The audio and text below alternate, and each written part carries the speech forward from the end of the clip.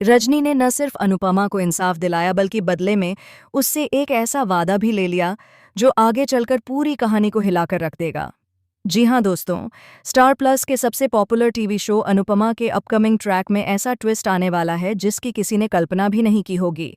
कहानी की शुरुआत होती है उस गलत मुकदमे से जिसमें अनुपमा को फंसाया जाता है। आरोप लगता है कि अनुपमा के बनाए खाने की वजह से लोगों को फूड एलर्जी हो गई। पूरा समाज उसके खिलाफ खड़ा हो जाता है, सोशल मीडिया पर उसकी इमेज खराब कर दी जाती है और उसे एक अपराधी की तरह ट्रीट किया जाता है। जबकि सच ये है कि पूरा खेल रचा है गौतम ने, एक ऐसी चाल जिसे उसने लंबे समय से प्लान किया था। इधर दूसरी तरफ पुलिस अचानक अनुपमा के पेरेंट्स के घर भी पहुंच जाती है।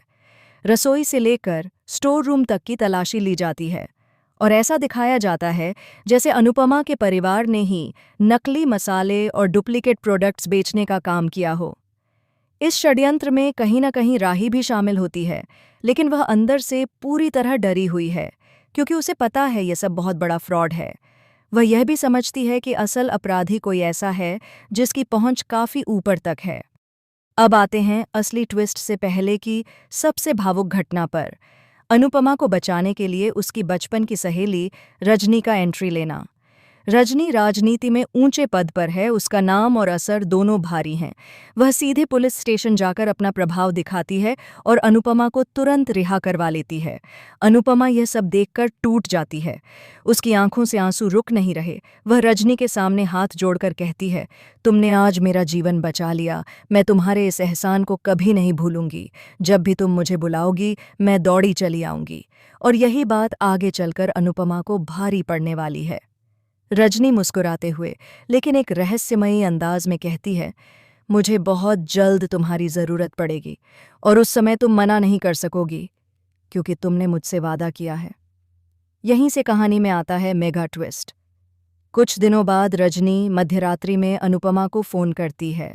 उसकी आवाज़ घबराई हुई होती है। वह अनुपमा को तुरंत अपने घर बुलाती है। जब अनुपमा वहां पहुंचती है तो उसे देखकर वह चौंक जाती है। रजनी के घर में खून के धब्बे होते हैं, चीजें टूटी पड़ी होती हैं और माहौल बेहद तनावपूर्ण होता है। रजनी फर्श पर बैठी होती है, उसके हाथ कांप रहे होते हैं। वह धीरे से कहती है, अनुपमा, किसी पर भरोसा मत करना। जिस गौतम ने तुम्हें फंसाया था वही अब मुझे खत्म करना चाहता है और मुझे बचाने का सिर्फ एक ही रास्ता है। तुम्हें वह सच बताना होगा जो सालों से छिपा हुआ है।